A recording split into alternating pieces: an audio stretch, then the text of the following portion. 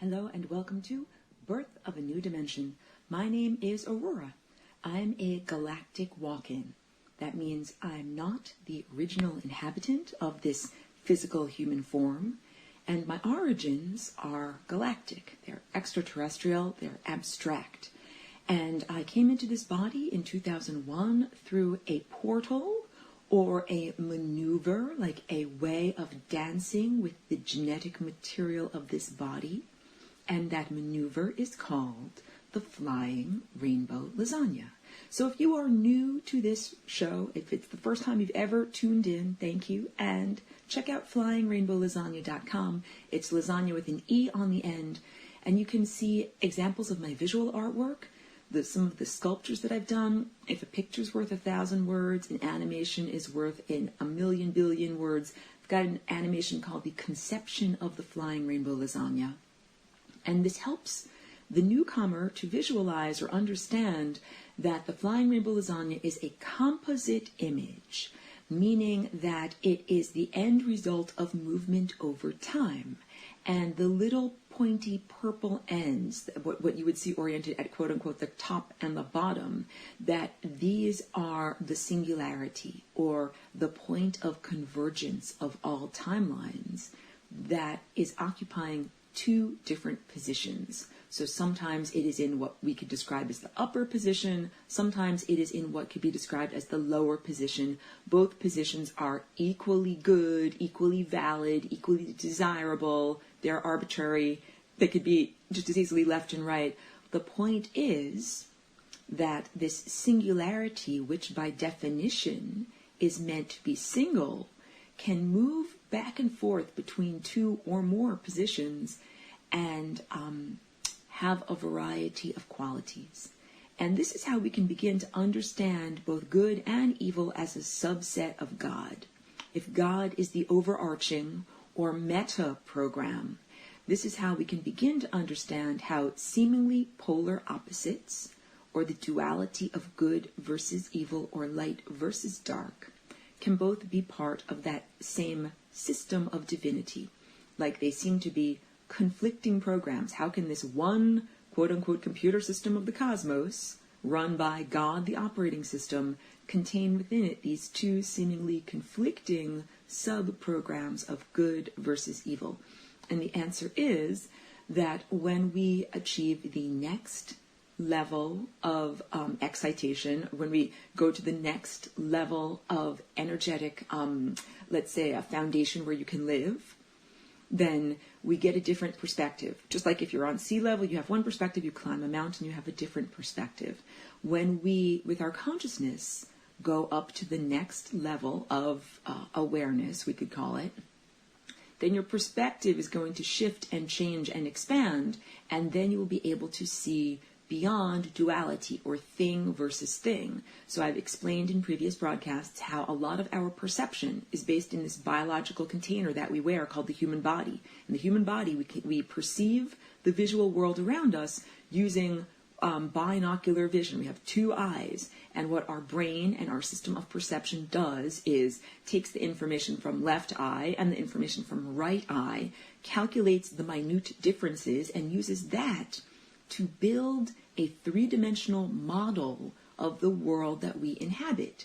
It's a construct. It's not the actual world. We actually inhabit a world of waveforms, and we use our senses, like our visual sense, to turn those abstractions into seemingly hard-edged objects.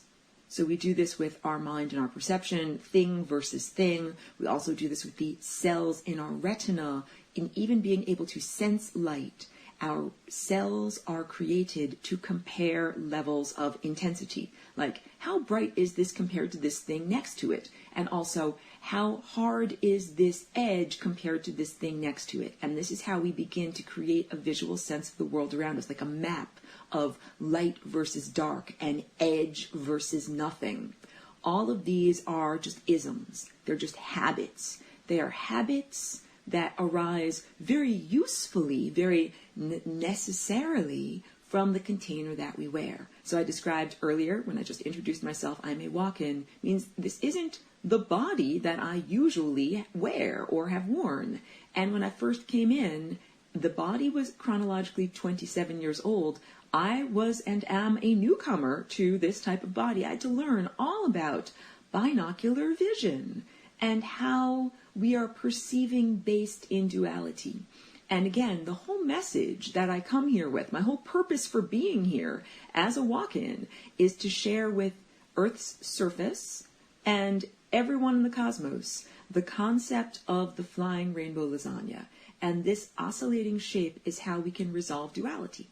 So up until this point, we've been living in this world that has been defined by these opposites. We could also say the opposite of like ego versus the world, self versus other, creating first a sense of individuality, like the way that the cell membrane encapsulated the first amount of goo, like cellular goo, and created an individuated cell. Before that, it was just a whole bunch of amino acids and moisture, and there was no differentiation between this amount of goo over here and this goo over here. And the invention of the cell membrane meant what is inside of this membrane is now different and separate from what is outside of the cell membrane. Now what's inside, quote unquote, has its own metabolism, has its own sense of self-responsibility. I'm taking care of everything that's inside of this membrane, and everything outside of this membrane can all just, screw itself. I'm making light of this, but this was a necessary level of development to undergo as part of our journey of consciousness. However, it's not the end. So we have unicellular organisms that say, this is my cell membrane and I'm looking out for number one, and I don't care about nothing outside of me. And then we have multicellular organisms, which is what you and I are. And these are when organisms that are created when many of these individuated cells learn to work together, and they can even individuate so that the heart cell can be individuated to its purpose. It doesn't also have to act like a skin cell. It's got its job deep inside of the body. The heart cell is pumping the blood. It doesn't have to also, act like an epidermis, keep out moisture, keep out pathogens from outside of the body. That's what the skin cell does. So now we're starting to understand the difference between like an individual and a society. And in order for a society to function, it has to collaborate. And so there are plenty of wonderful new scientists who are trying to teach people about this concept, the concept of collaboration instead of competition, because the competition model really came out of the late 1800s, and the whole mindset of people of that time, and I'm speaking mostly about Europeans, not about indigenous people or, people that might have been in a non-Western, non-industrialized, European country, that was the mindset that was being imposed upon everyone. And it was heavily based in a certain type of Christian ideology that states that if you work hard, God will give you money. And if you're poor, it's because you didn't work hard, or God doesn't like you, or you are a sinner in some way. And you can understand how that justification allowed for a great amount of distortion in the economy. It made for huge amounts of iniquity that were then justified by saying, well, God doesn't favor you because you're a sinner, and that's why you don't have anything, and you're not supposed to have anything. All of that is false. It's just completely distorted value system, and now much more enlightened people are understanding that in order to truly thrive, the entire system has to thrive. So that means that you're not really thriving if you've got a pile of gold that you sit on top of or sleep on top of at night, and you have a gate or a moat that surrounds your house and keeps out all the violent peasants that would like to come in and steal everything that you have because they have literally nothing and are starving. Like, that's not a good world to live in. That a good world to live in is where everybody has abundance, where one person does not have to be starving or in abject poverty and basic subsistence living in order for another person to have so much extra that they have enough to waste. And so now we're understanding the mental constructs that allowed for those levels of iniquity to happen. I'd like to go a little bit into the origins of those constructs. I know I haven't really done the official introduction for this particular broadcast. I want to talk a lot about the origins of Judeo-Christianity and those values, and compare it to the values of ancient Egypt, and bring this into my usual rap that I do about ancient Atlantis, or what we should describe more impeccably as the antediluvian, sophisticated, worldwide culture that was also connected to the galaxy. So when I say the word Atlantis, most people, first of all, associate it with a mythology, like a mythological place, not a real place. And they also think of Plato's Atlantis, the description of an actual continent located in the Atlantic Ocean area that somehow sunk beneath the waves rather after a cataclysm. And I would like to just like change our thinking about this a little bit. Understand Atlantis existed on every continent, on many different places on the surface of Earth. So let's categorize this ancient culture by its value system, not by its geographic location.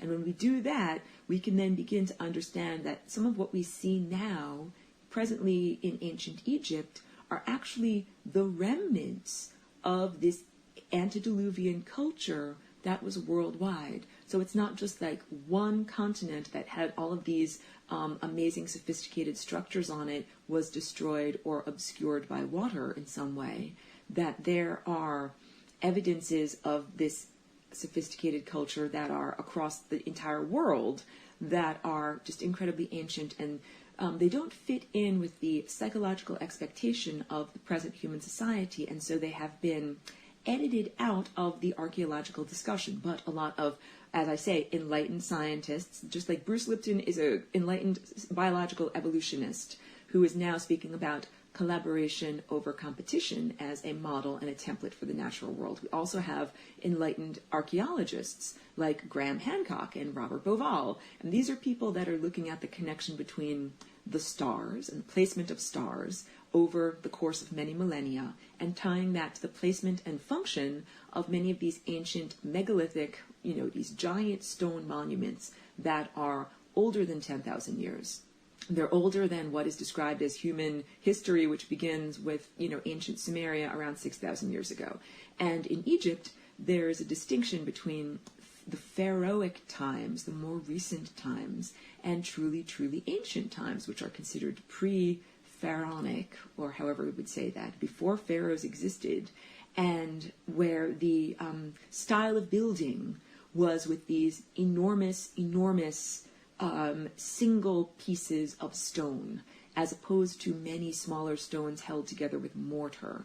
And this megalithic giant stone building style is something that it is said cannot be reproduced today with our present level of technology, that some of those stones used as building blocks and foundations for some of these monuments cannot be moved even with the giant cranes and regalia that are available in technology today. So let's do like timeline of events, and please allow me in this broadcast to skip around a little bit in the way I'm sharing information, to be nonlinear, because I have to admit, as I always do, I'm still learning. I'm still learning about ancient human culture, and I'm still applying that to my understanding of, my perspective as a galactic citizen that came here. And I also have spoken to you in the past, and I'll reiterate, about my position in ancient Atlantis. I was here, but I was not a dweller in the flesh on the surface of Earth. So Atlantis was a sophisticated colony or world that was connected to many other places in the galaxy. And that includes non-physical abstractions. And I was a non-physical, or like an abstract being.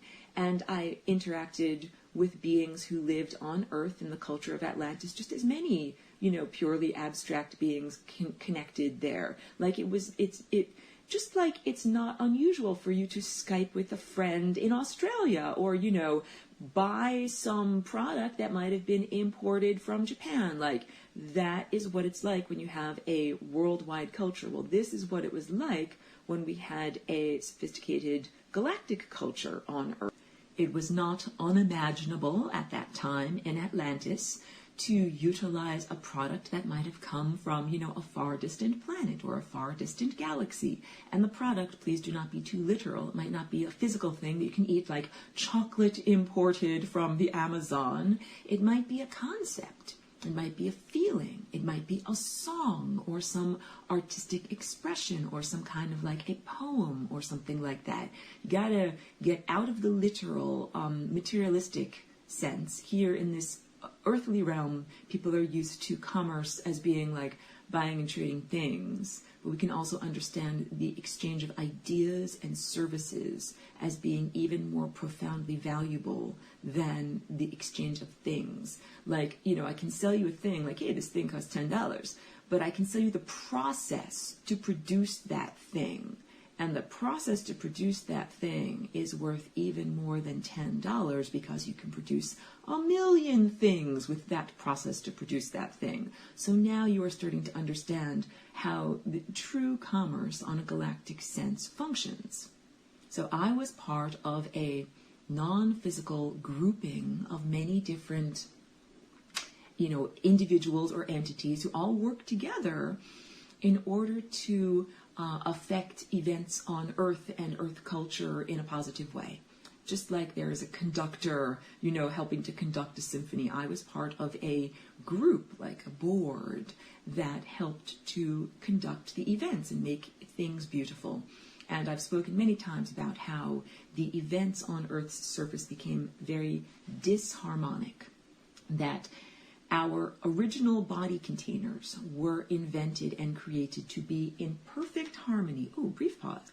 Brief pause because today I'm not out in my garden. We're having horrible rain, so I'm in here in my studio, and I've just turned on my little piano. So the idea of our original body containers being created as perfect harmonic containers, like the way that these notes fit together perfectly, and fit together with the other notes, and fit together with more notes, and fit together with more notes. Our entire surface of our planet was like the most beautiful symphony. That every life form and every thought that was here fit together perfectly, and it was only with the invaders of consciousness that disharmony was invented. So originally we did not have death, and I've spoken about this before, and I use repetition just like we learn music through repetition also. And I also create these broadcasts or recordings that they're like a standalone packet of concepts. If this is the only one that you ever access, I hope that it contains, the holographic totality of all of the concepts that really need to get across. So, because the main concept that I'm trying to share here is the concept of the flying rainbow lasagna. And this is the next highest dimensional shape that you can create with your DNA in order to rectify the situation of great unfairness that happened with the fall of Atlantis, or the fall of consciousness, or the reduction of functioning of your genetic code. And this is what happened, I described, between 10 and 20,000 years ago, maybe closer to 10 or 15,000 years ago, like maybe roughly 12,000 years ago. But I give these very large time frame, because the invasion happened over the course of time. So now, and this is all going to get tied into Anunnaki, planet Nibiru, ancient Egypt, and the process of mummification, like a resurrection technology, and how that resurrection technology became twisted and distorted into the idea of a literal physical resurrection via the concept of Jesus Christ in Christianity. So again, my intention here is not merely to be insulting to a person's deeply held religious beliefs. This is meant to be a sharing of historical perspective and the context of where religion has arisen and the purpose of why it has been created. And all of this really applies to the journey each one of us is facing right now, because we are facing our afterlife, our collective afterlife, our individual afterlife, and where we are going as a planetary structure. So I used the analogy not that many moments ago about a unicellular organism versus a multicellular organism. And this is like the individual versus a society. And right now on Earth, what we are trying to do is to create a planetary society again, because with the destruction, with the invasion of consciousness that came to Earth, there was a change in the genetic structure. There was a change in the functioning of the body and the levels of consciousness. So let's get into now Sumerian myth and the story of the Anunnaki. Sumerian myth, this all comes from ancient cuneiform tablets that are from roughly 6,000 years ago. And the Sumerian culture, just briefly, seems to have arisen rather instantaneously according to like the archaeological and historical time scale. It didn't develop over millions of years. It seems to just suddenly have arisen in the area that's now Iraq in the Middle East, with everything that we denote to be cultural. For example, the first language, the first written language, the first money system, the first bicameral legislature. So this is considered to be like the marking off point or the starting point of human history, the first time that these things are evidenced in the record, if we go by, conventional dating of conventional archaeology right now. And if you read the Sumerian myths, and there's one called the Enuma Elish, that is kind of like the precursor to the Bible. And the Bible, this is what we are going to learn about, is a distortion of these original creation myths that came from the Sumerians.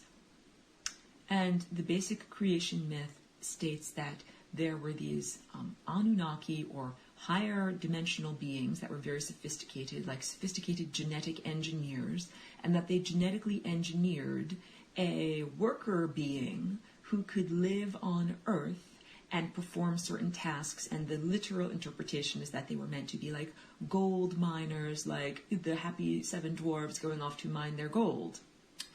And other interpretations are that the creations on the surface of Earth, that they were meant to be like servants of the gods, that they would like practice agriculture. That's another one of the things that the Sumerian creation myth, the Sumerian culture rather, arose very suddenly, and according to their creation myth, their gods gave them agriculture.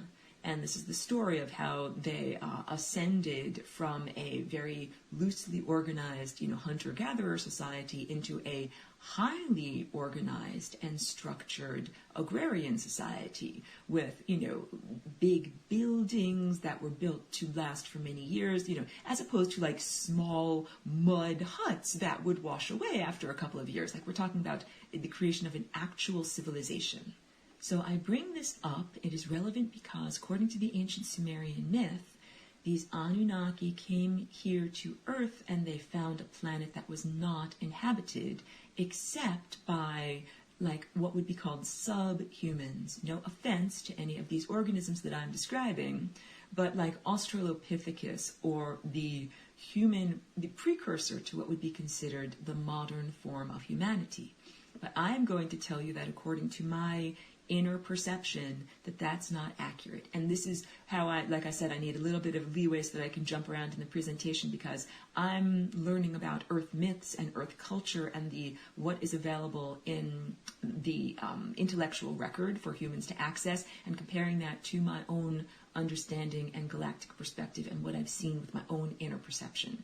And what I've seen with my own inner vision is that Earth was not uninhabited. Earth was highly inhabited by a very sophisticated culture that was here, that not only didn't need to, use the plow in order to create agriculture, but didn't need to eat physical food. So there is a huge gap between what is being told, because the Sumerian myth is able to present the Anunnaki as benevolent overlords who are helping humanity to rise up to raise them up from the lowly state of, being mud hut dwellers who barely have enough food from season to season to subsist and, have the next generation. That these, overlords from the sky, these gods, were benevolent, and they were like, here, learn how to plow, here, serve us, and, create a society that we approve of, without saying that what they were actually doing was helping to rectify the situation after having created the horrible circumstances that the mud hut dwellers had to live in. So here's a different perspective, that these Anunnaki beings, or the beings who are described in the Sumerian myths as the Anunnaki, are analogous or synonymous with the beings that I've been describing as extraterrestrial users of technology, those who did not emanate themselves from the source on a bridge of love and have to use some form of compensatory mode, some artifice some form of artificial technology to house their consciousnesses here because they don't have biological containers for consciousness. And how I have drawn a distinction between those invaders that came from Mars, which was the most recent planet that was like sucked dry and destroyed in their journey, that they've been harming many planets. They harmed Venus. They also harmed what is presently the asteroid belt, but was known in certain myths as Malduk or Marduk.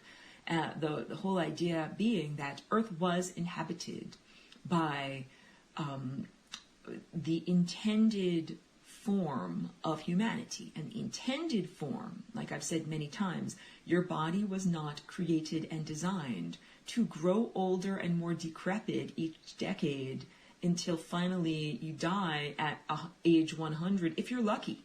Most people don't even live to age 100. That is considered quite venerable. That most people live to like 50, 60, 70. That is considered to be old. It's so laughable. I can't even, do my silly laugh. No.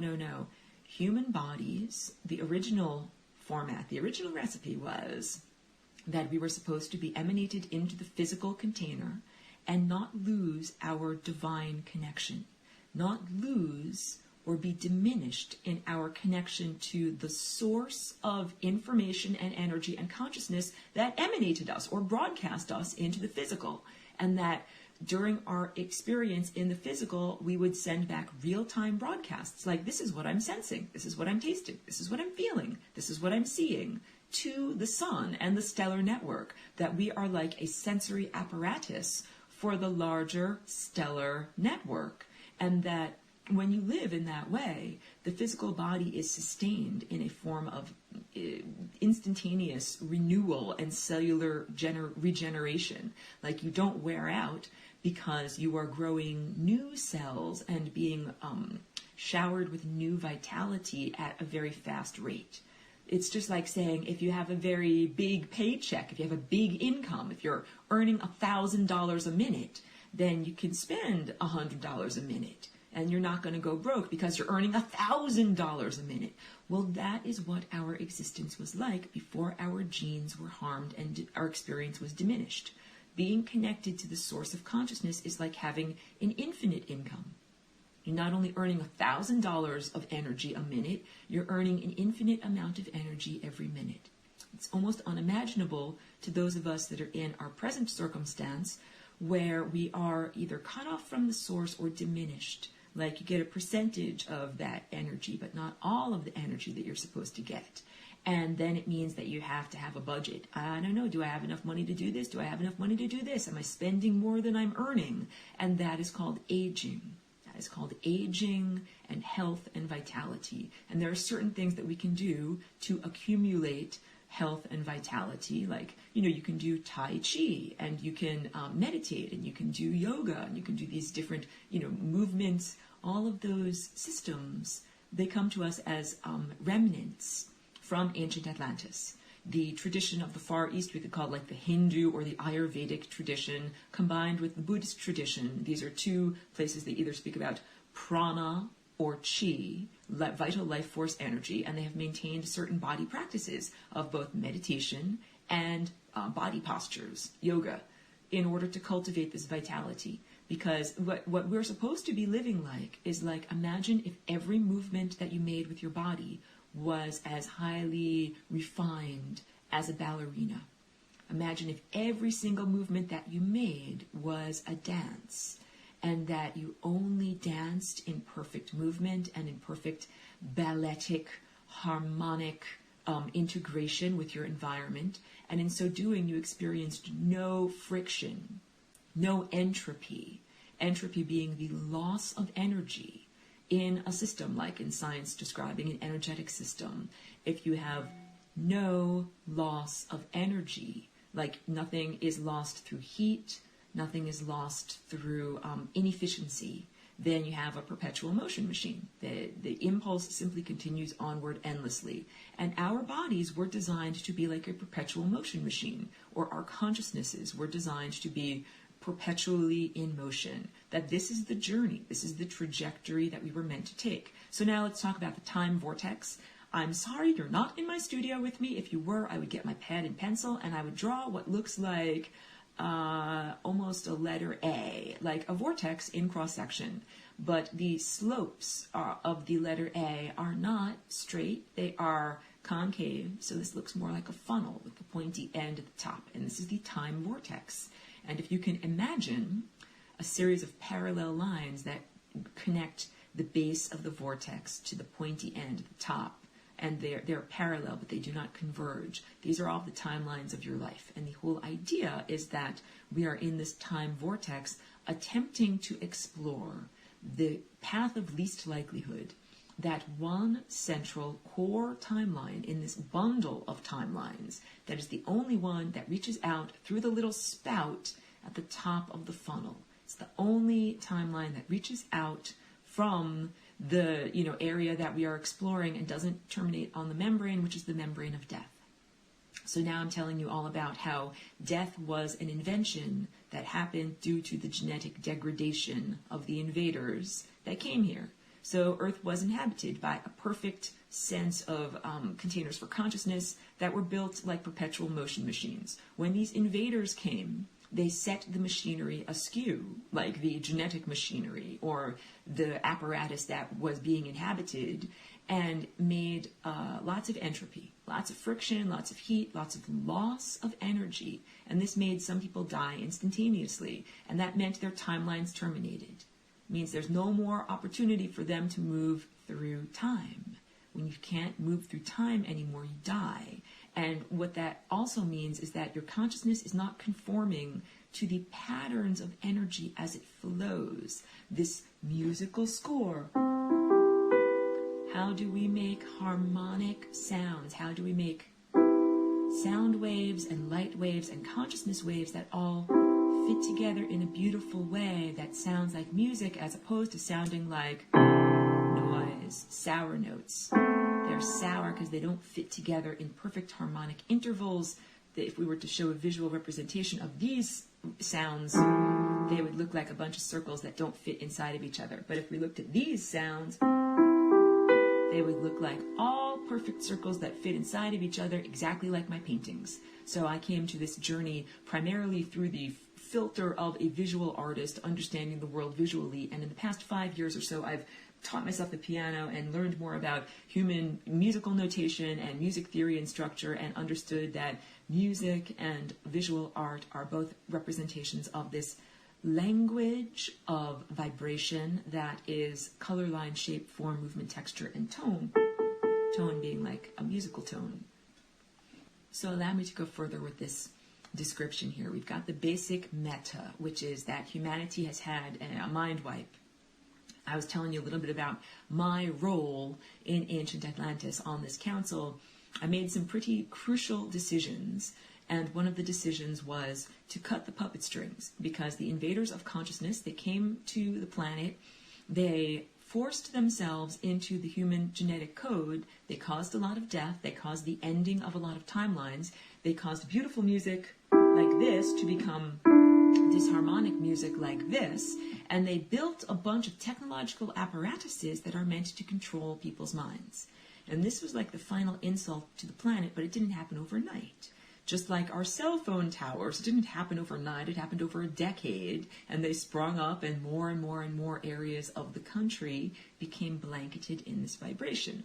So the invaders of consciousness created an artificial Merkaba meaning light body vessel. This is the shape of a counter-rotating star tetrahedron fields.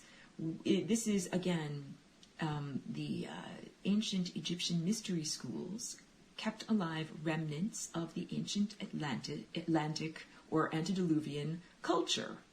So we have chi and prana and the various postures and meditation techniques from the Far East. Those are the puzzle pieces from Atlantis that were kept alive there. In ancient Egypt, we have the mystery schools.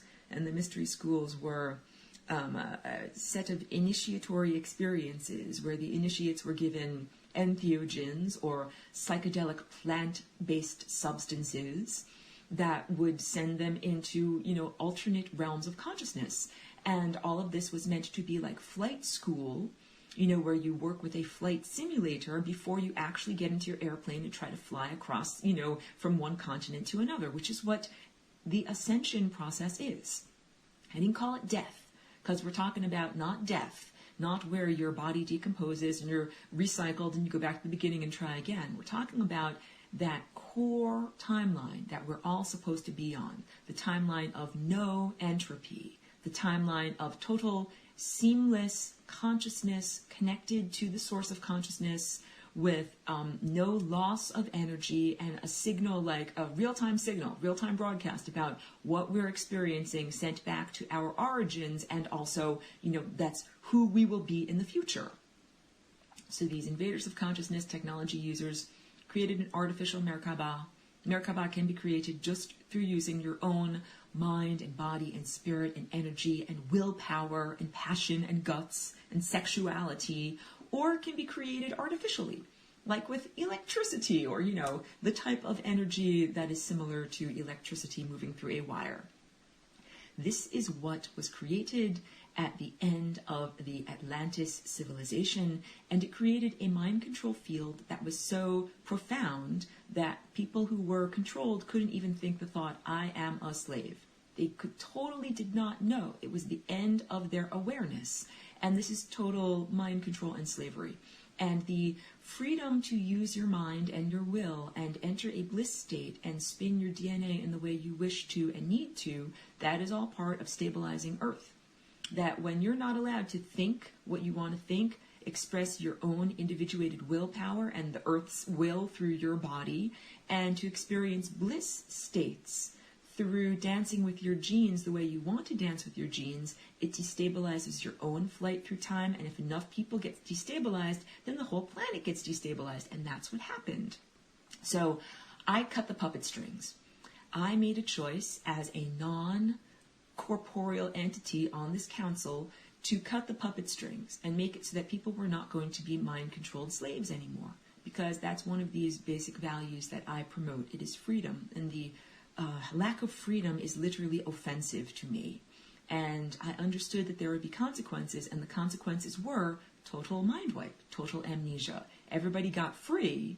The problem was that nobody could remember what had happened, and everybody got cast down from living this life of sophistication and what we would call luxury, but really is, just a very efficient way of living, and was cast down into a very, pragmatic survival situation where you couldn't just think of something and have it happen. You had to actually make it happen with your hands. So you can't just think of a fire and have a fire. In ancient Atlantis, we didn't use fire to stay warm. But if we needed a fire, we could think of a fire and it would be in existence. And here, in this dense realm, of like post-fall, after the fall from grace, that everyone needed to keep warm, and they had to figure out how to keep warm by burning things. And not only that, but the body changed. The body changed from a clean burning, like solar powered apparatus into being a combustion engine, like a steam engine, where you have to put physical food in the physical body and burn it up with caloric energy. And this is part of the inefficiency of the system.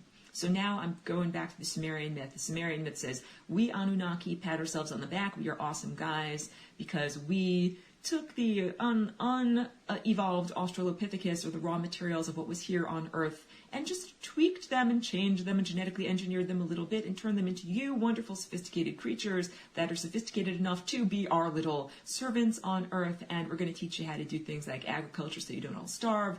And you can also worship us, by the way. And that's really, really different than my understanding, which is the idea that humans used to not have to eat food because we could eat pure sunlight, and we lived in an exalted state. And it was these invaders of consciousness that took that away from us. And this is like the primary trauma. And that the very beings who traumatized us then are like, well, you know something, for our own convenience, we're going to teach you agriculture. For our own convenience, we're going to give you a language system, a banking system. Basically, all of the systems that we have in our world right now are outgrowths of this initial, we could call it an inoculation of the sterile media of the petri dish of humanity. Like, here's a bunch of humans, we're going to teach them how to live. And so this is pre-Egypt, but I'm telling you a little bit about Egypt. Egypt There's the Egypt that is also now described as Kemet, or pre-dynastic Egypt. That would be the Egypt of beings who used monumental, monolithic structures and did not have to eat physical food. These are like what would be described as God-like beings.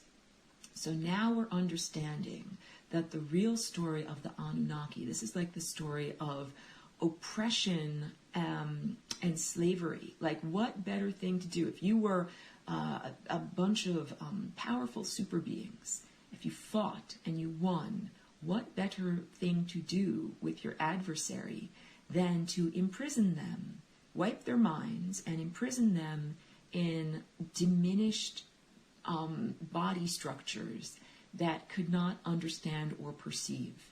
And so it is my understanding that these Anunnaki are part of the genetic squashing, like an intentional genetic engineering. And a long description to get to this point, they engineered in your own tendency to religiously worship them. So now I'm going to tell you a little bit about dogs. So I'm new here to this world. I came in 2001, so there's a lot of things that I learned by observation. And I remember very clearly, like maybe around 2010 or so, watching a person, a human, as they were walking the dog across a dog walk. And the dog just looked up at their human owner, master, with such a look of pure adoration on their face that I just got this sense from the dog of how much they were beaming love and really a form of worship at their owner. Like, you are the best person in the world. You help me to be safe. This is a confusing place with lots of loud cars and everything like that, but I love you because you help me to walk across the street. And now let's fast forward to just 2 years ago, where I'm here in California. I have my medical cannabis garden outside, and my neighbors were raising pigs that escaped from their enclosure, like literal hogs, literal pigs. And they came and they ate my garden. And I came outside to find, them literally rolling around, having a wonderful time, eating my sprouts. And, I was very angry at them. And I yelled at them and chased them and tried to get them to get away. And they were totally not listening. And it is so very different than experiences that I've had at wrangling domesticated animals like cats or dogs. And I understood, because I'm telepathic with animals, talking to these pigs, I was like, stop it, stop what you're doing. They totally blatantly didn't listen. And they talked to each other. They were like, oh, the human seems upset. Should we leave? No, we should keep eating. Like, I heard them say that to each other. And I understood from that experience that these beings, these pigs, were not genetically engineered to be behaviorally compliant.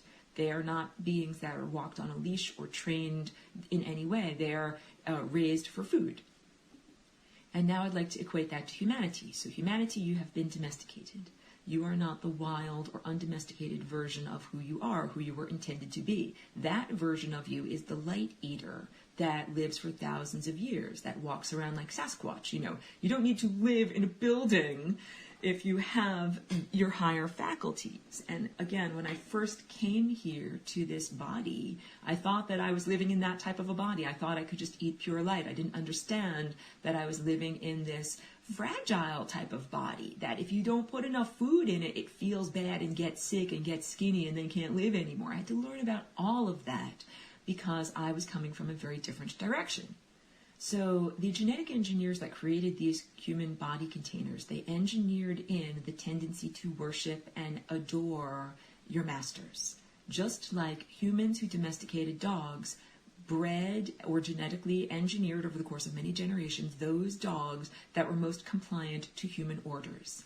And dogs that we have now, everything about them is about hearing the phrase good dog and getting that pat on the head, that they have literally a genetic tendency woven into them to need that appreciation and affirmation from outside of themselves. And that same genetic tendency has been woven into domesticated humans. And it's called religion.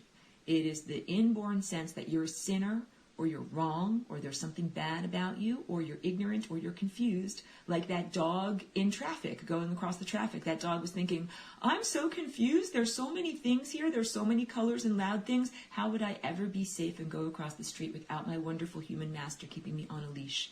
That is how humans, domesticated humans, have been taught to think of themselves regarding the context of the world.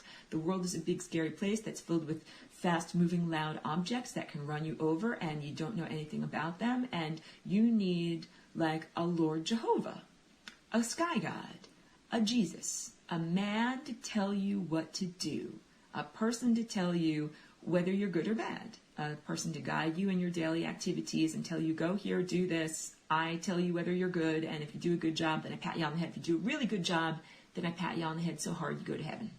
So now let's talk about the concept of going to heaven. Ancient Egypt, or the Kemet of pre-Pharaonic Egypt, these are people who literally all ascended. They didn't have to use a special technology to assist them to ascend, because that was the way it happened. Kind of like childbirth. Like you get pregnant, your baby grows, and then you give birth, and the baby comes out. That's what ascension is supposed to be like. You come to Earth, you have your experience in the physical body, and then you get born into the next highest level of experience. That's what ascension is. However, with the genetic squashing, what happened was many, many stillbirths. Many, many people who don't get born into the next highest level of reality. And what happens is they go into the interstices, like the membrane between worlds, and kind of kick around for a long time. And now I'm going to tell you all of this. Judeo-Christian religion, or the Abrahamic religions, were created as software programs to trap your consciousness so that you kick around the interstices after you die, instead of going through and being free.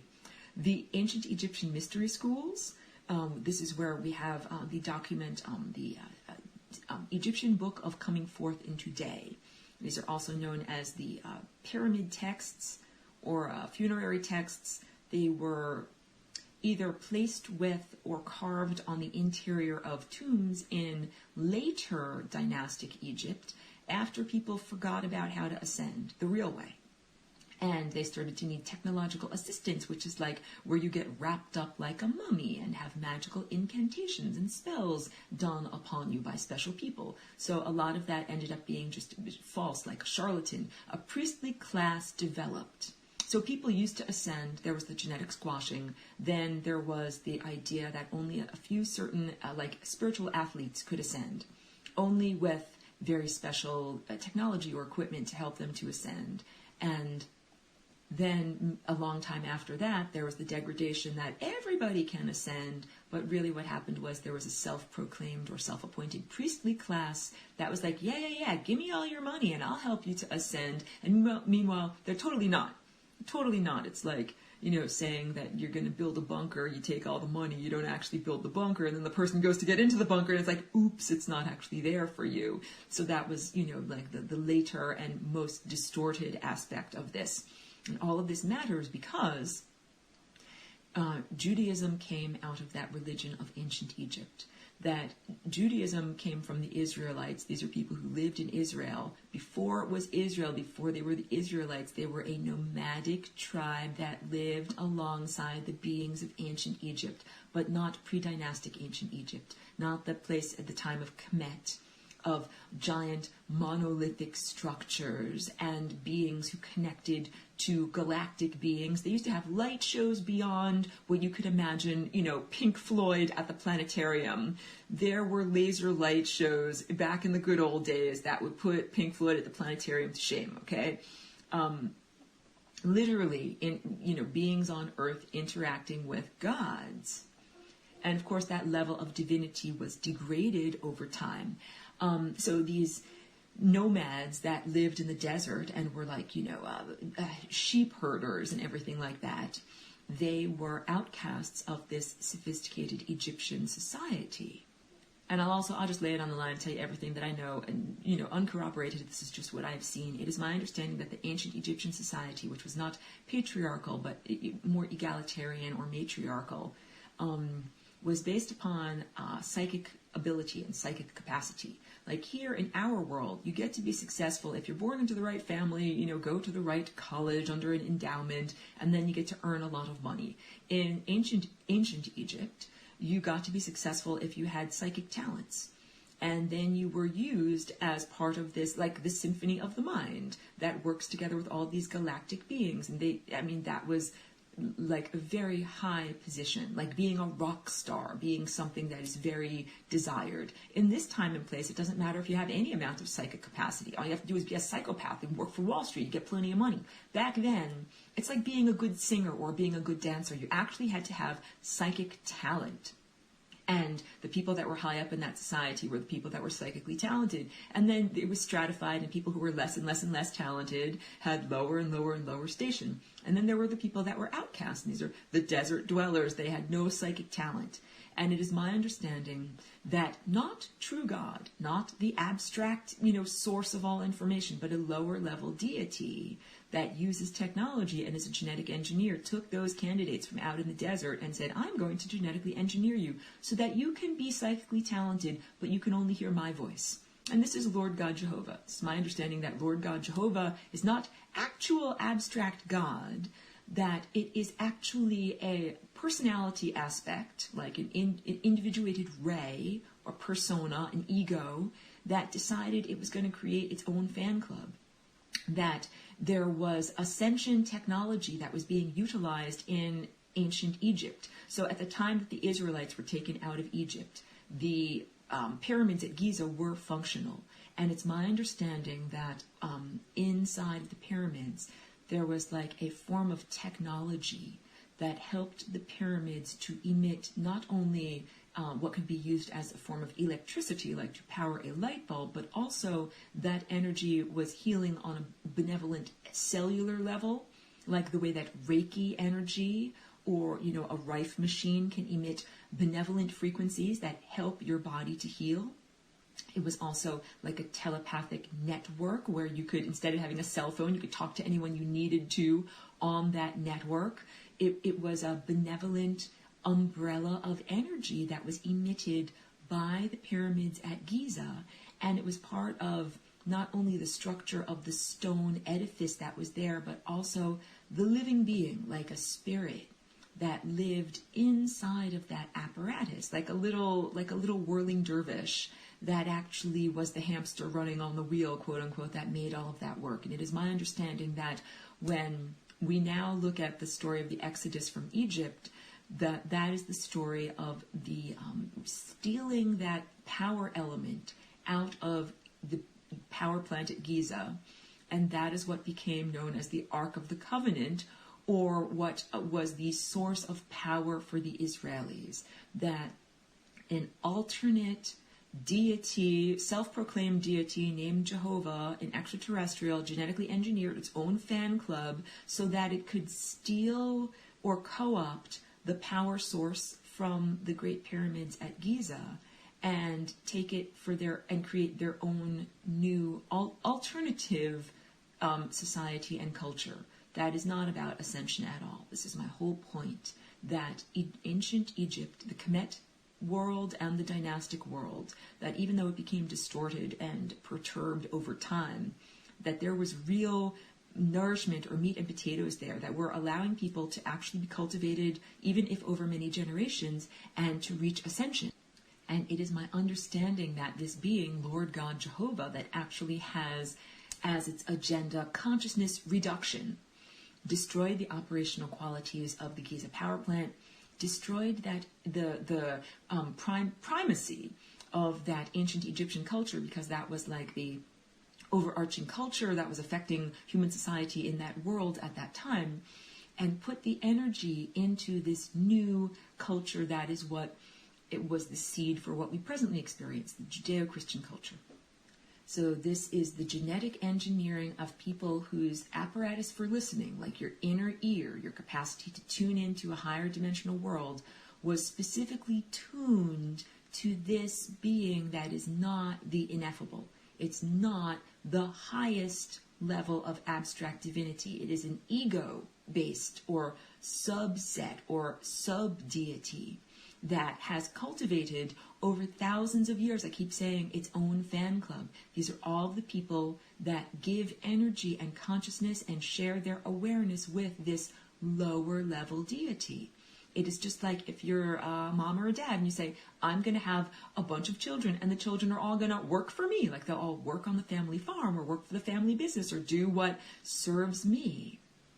And this has been programmed in on a genetic level that the servants are happy to serve. That good boys and girls pray to Jehovah, and that they devote their lives to, Jehovah or Jesus Christ. And that I'm trying to tell you that this is a form of mental slavery, that this is not true freedom, that this is not true ascension. I'm not here to denigrate your religious beliefs at all, because God is real.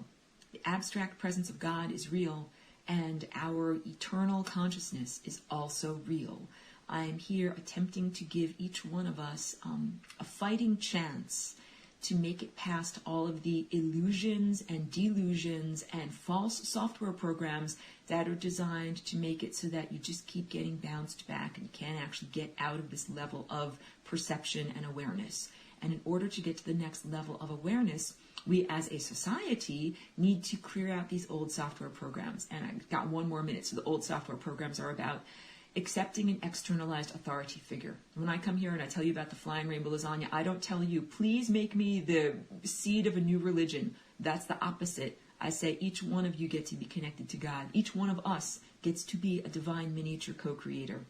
We all get to use the flying rainbow lasagna to restructure our genes so that now we don't have to worship a sub-deity. We don't have to take our orders from an external being that says, go here, do this, worship me like this, say this, this is what divinity is, but that we have as an innate sense of our own actions and what we are supposed to be doing, our own connection to the divine. And this is how we have a totally non-entropic, perfect system of consciousness, perpetual motion that continues onward. It's a very long topic. Thank you for allowing me to share my thoughts. Thank you for being with me on this journey. And we are giving birth right now, in this moment, to this new dimension. Thank you so much.